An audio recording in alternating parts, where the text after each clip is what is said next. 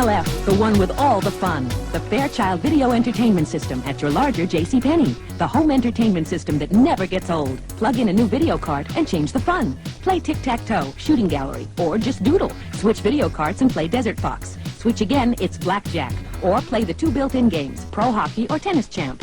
Channel F for fun. The Fairchild Video Entertainment System. Just $169.95. Video cart cartridges, $19.95 each. At your larger JCPenney.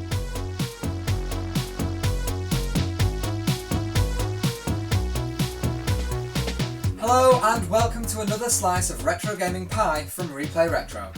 I'm Matt, and on this episode we'll be stepping back through time further than we've ever been before as we take a look at the first truly programmable games console, the Fairchild Channel F. Opinion on what was the first true games console is fairly divided, with many believing it to be the Magnavox Odyssey designed by Ralph Baer. While this was definitely the first home game system, it probably has more in common with the Pong systems of the early 70s. This is because the system's game cards are merely analog circuits, changing the wiring of the system to give the generated lines different properties for different games. The same effect is achieved in many Pong systems via the use of simple switches on the console itself. But this is extremely limited. After all, the Odyssey could only generate 4 squares or rectangles at a given time, the size of which was dependent on adjustment pots within the system itself, not the game cards. In order for games to show real variety, you'd need to be able to change more than just a few basic elements of the system. You needed something you could totally reprogram for every new game. The Channel F solved this by using the first ever programmable ROM cartridges. That's the same basic technology that would go on to provide game programming for countless future systems right up to the 5th generation when Nintendo launched the N64. And that's why I believe the Channel F is the true first modern home games console. Fairchild Semiconductors was established in 1957, manufacturing integrated circuits, and quickly grew in size, helping start Northern California down the road to becoming Silicon Valley. But by the 70s, the company's best days were a long way behind it, and they were looking for a new market. The rise in popularity of these home Pong consoles gave them an opportunity to put their unique skills to good use, and so they created their TV game system based around their own 8-bit F8 CPU, making it also the first microprocessor-controlled system allowing man versus machine play. Something which had never previously been seen in video games, which had until this point always required a second human player. The console was designed by Jerry Lawson, Nick Talesfore and Ron Smith, and was released in August 1976 as the Fairchild Video Entertainment System, or VES, with a retail price of $169.95. Despite being only too logical to us looking back, the point of exchangeable games wasn't totally obvious to consumers of the time, who would much rather pay for a product once than have to buy extra game cartridges for it, and thus the system initially struggled to find its feet. Nevertheless, Atari, who had previously been late to the party with their own home Pong machine, also had faith in the new technology and were working on their own exchangeable cartridge system under the codename Stella. Anxious to get this system to market as quickly as possible, Atari owner Nolan Bushnell sold the company to Warner Communications to bring in new funding, and as a result, the Atari Video Computer System, or VCS, was released in 1977, the name being deliberately designed to draw sales away from Fairchild's VES console by creating confusion.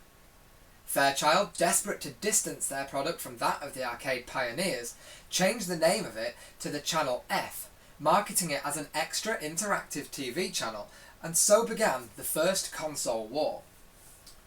Sadly, this was a war the Fairchild system was totally unprepared for, as the Atari quickly made it obsolete, with its 128 bytes of RAM to Channel F's 64 bytes, and 128 colours to Channel F's measly 8 colours, as well as significantly higher resolution and better sound, allowing for far greater diversity of games on the Atari, which quickly accelerated ahead of the Fairchild system, backed by the advertising and sales power of Warner.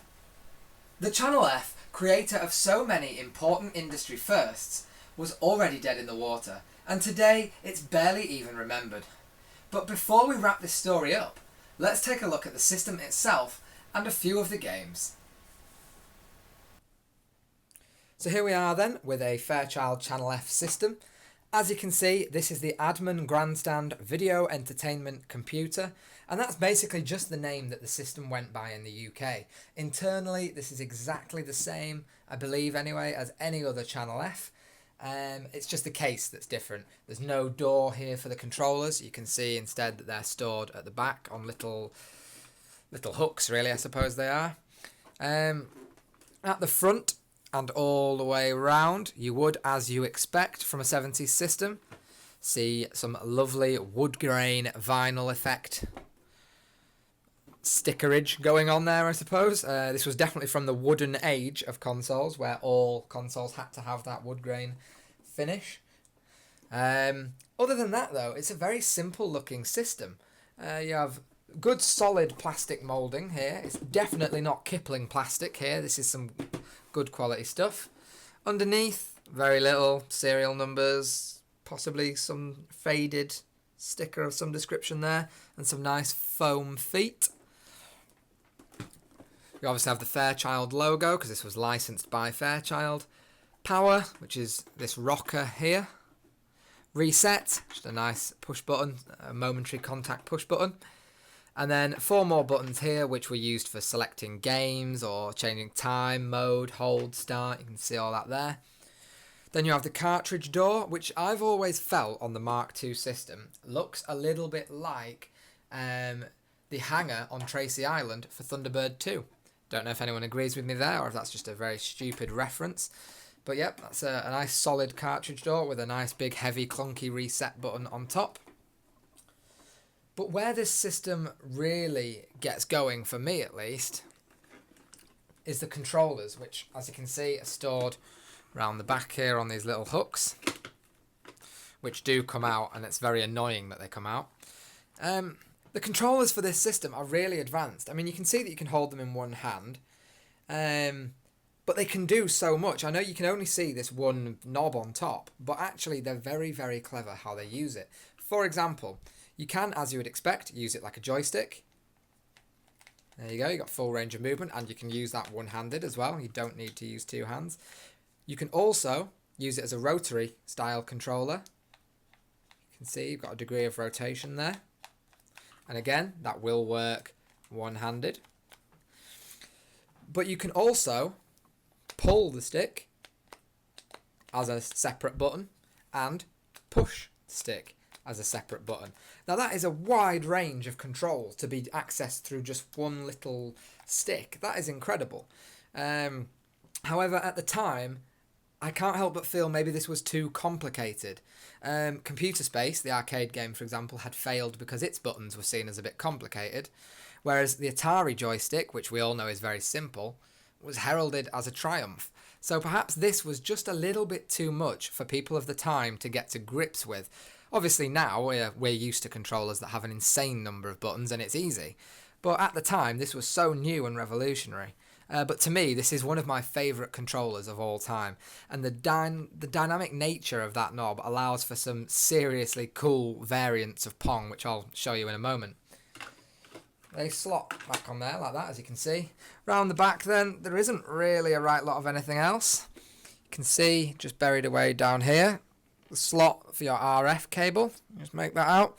Obviously for attaching the system to your TV. And then also coming out of the back is this cable here with this connector on the end, which attaches to the great big whopping power pack that the system uses and then goes into your mains. The games themselves come on cartridges like this, which if you're of a certain age, you'll probably liken these quite a lot to 8-track audio cassettes of the time. They are very, very similar in size, shape and feel. And like the rest of the console, these are very well built. It's such a high build quality went into this. In my opinion, far better than the VCS build quality, which always to me feels a little bit thinner. Obviously, to play these cartridges, you simply slot them into the Thunderbird 2 hanger with a satisfying clunk, turn the system on, and you'd be ready to play whatever was on that cartridge. To eject, again, satisfying clunk, it pops out, you pull it the rest of the way, and there you go, nice and simple. You can see some games cartridges have more than one game on them. You can see here, I don't know if the camera will make that out, but you've got Pinball, Whiz, Crossover, Block Shot, Cooperation, Pro Challenge, and Double Block.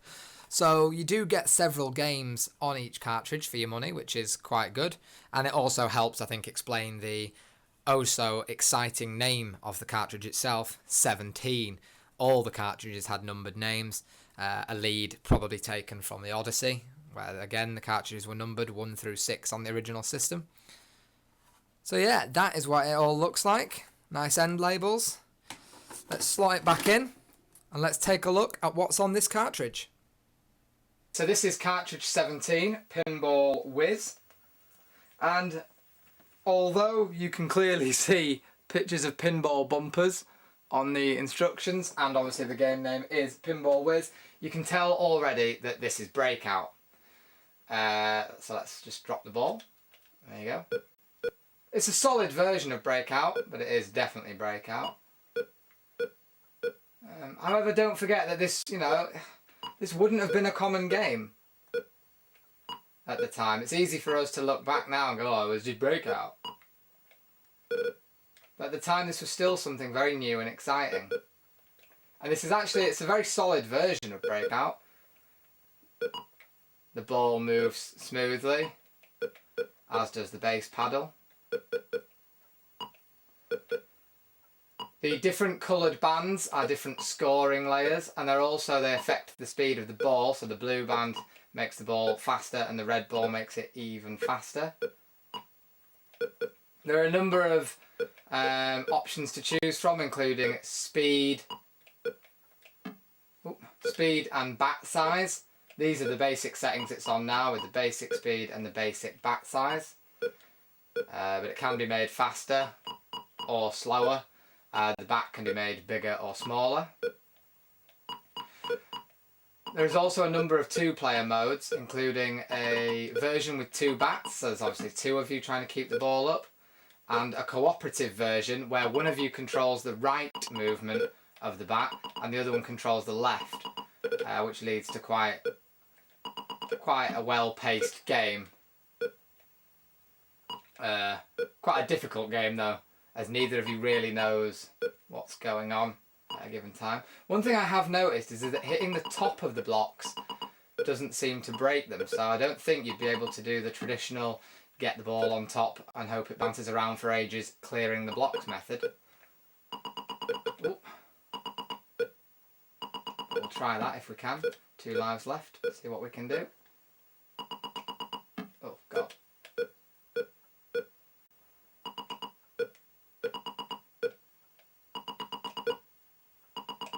You can hear obviously that the sound is quite basic, but it definitely does the job.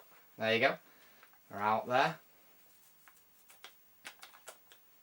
There you go, you see you can change the size of the back. Okay, so that was cartridge number 17, and that's Pinball Whiz. Next up then, we have cartridge number 16, which is Dodgeball, as the graphics would show there. And you can see I'm the blue dot, the computer is the red dot, and I have to dodge the red dot. It randomly generates a new level each time. Oh, another ball. And the size of the various dots, including your own, varies, as does the speed and number of dots. One thing this game highlights really well about the Fairchild is the definition. Now, while that doesn't make sense, obviously, talking about definition on an old console, I personally think that the lines of this console are very bold and very clear, as are the colours. It may have had less colours than its competitor, the Atari VCS, but they're very highly contrasted, very bright, vivid colours. And even on a relatively modern display like my Sony CRT here, the pixels are very well defined. There's no real blurring or shadowing. There's some good, solid, chunky graphics, which I really like. A lot of these older systems tend to not look very good on newer displays. But I don't know, somehow I think the Channel F pulls it off and looks really good. Oh, I can't believe I fell that quick. It just looks really, really good. And while it may not sound good, the looks are still something. There is also, of course, a two-player version of this game, which I will get past it, just do this level, and then I will show you the two-player version. Okay, so we'll reset, and I'll show you the two-player version. There you go. So you can see now that there is a green dot and a blue dot, so now both players have a dot. And the scores for each player are tied at the top, so the blue player has a score and the green player will have their own score.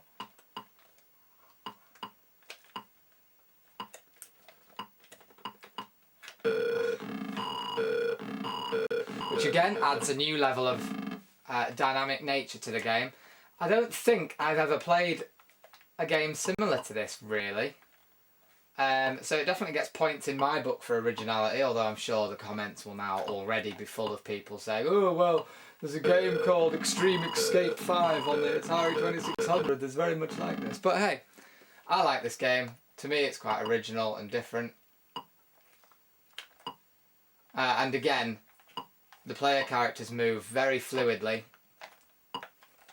which is aided by the system's fantastic controllers. So yeah, that was cartridge number 16, Dodge It.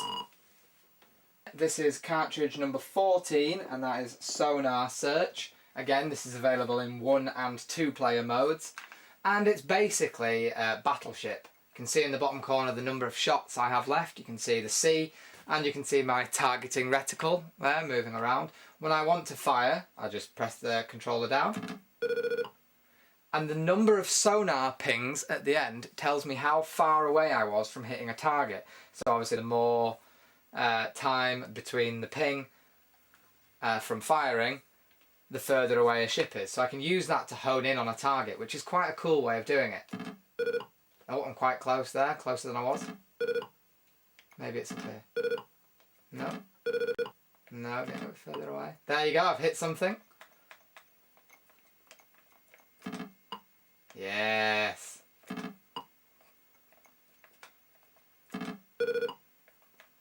Oh, missed that.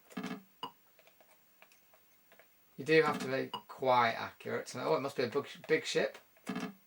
Yes, there you go. What looks like an aircraft carrier there. Ah, miles away from a target there.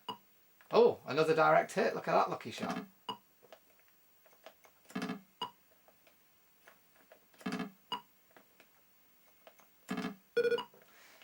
It's quite a primitive version of Battleship. There you go, hit another one. But it is a very effective game. Something different. And again, something which the previous systems, such as the Magnavox Odyssey and all those home Pong machines, hadn't done. So it was another point in favour of Fairchild's system. And again, those high contrast colours really coming into their own here. Like I say, there may not be many colours, but it does use the colours it has very well. Red on blue with a white reticle works perfectly for this game.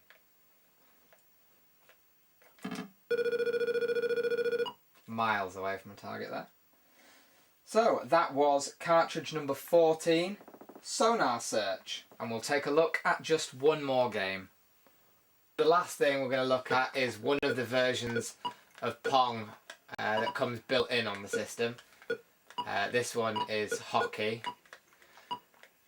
And the main difference here is that, as you can see, you're not just stuck with up and down only, you can also move left and right.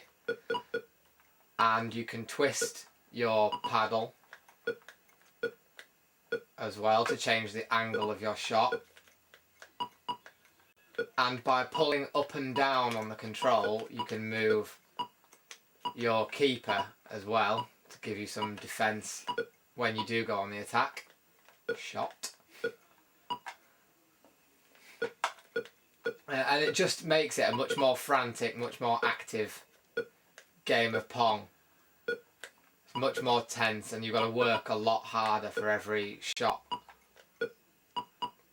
And the system does have a normal, more classic version of Pong built into it as well, with just the usual bats following the usual rules. But this is definitely one of my favourite versions of Pong on any console. And it's only possible because of the controllers and the way that they allow so much movement through just the one stick.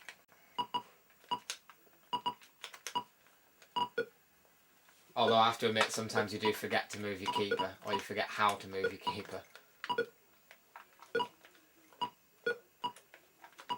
Or you accidentally move your keeper like that.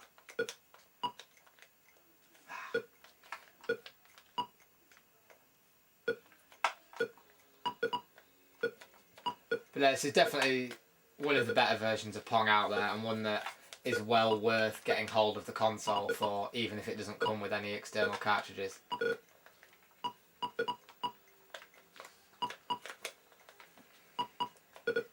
So that was Hockey, one of the built-in games on the Fairchild Channel F.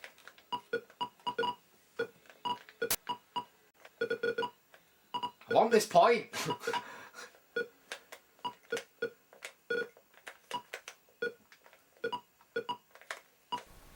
By 1978, Fairchild ended production of the Channel F system and sold all rights to watchmakers Zircon, who released a modified version with removable controllers and sound via television in 1979 for just $100, as well as 5 final games, bringing the total to just 26 cartridges. In a bid to strike back against the popular Atari VCS controller, Zircon also released the Jetstick, a modified version of the original Channel F controller with an added fire button, which many lucky owners of the original system had installed as part of the repair or reconditioning of their Fairchild console. But this was far too late to have any real impact on the market, and the Channel F continued to slump further into obscurity. The keyboard attachment and associated cartridges, which had earlier been planned by Fairchild, were scrapped, and the system's technically advanced controllers found themselves repurposed for sale as Atari-compatible accessories, hammering the final nail into this unfortunate pioneer's coffin. During its short life, several licensed variants were released around the world, including the Grandstand Video Entertainment Computer in the UK, the German Saba Video Play, and the futuristic, shiny-looking Teleplay by Nordmender. However, none of these made any changes to address the technological gulf between themselves and the Atari VCS, leaving Atari to dominate the market well into the 80s. Fairchild Semiconductors still exist today, manufacturing a wide variety of components for industry, and despite its obscurity, the Channel F still has something of a following, with a homebrew adaptation of Pac-Man being released for the system in 2009, which despite its limitations is far better than the Atari VCS version, giving the Channel F the last word from beyond the grave. That's all we've got time for on this episode, but don't forget to follow @ReplayRetro on Twitter for the latest updates about the show, as well as general retro-related chat.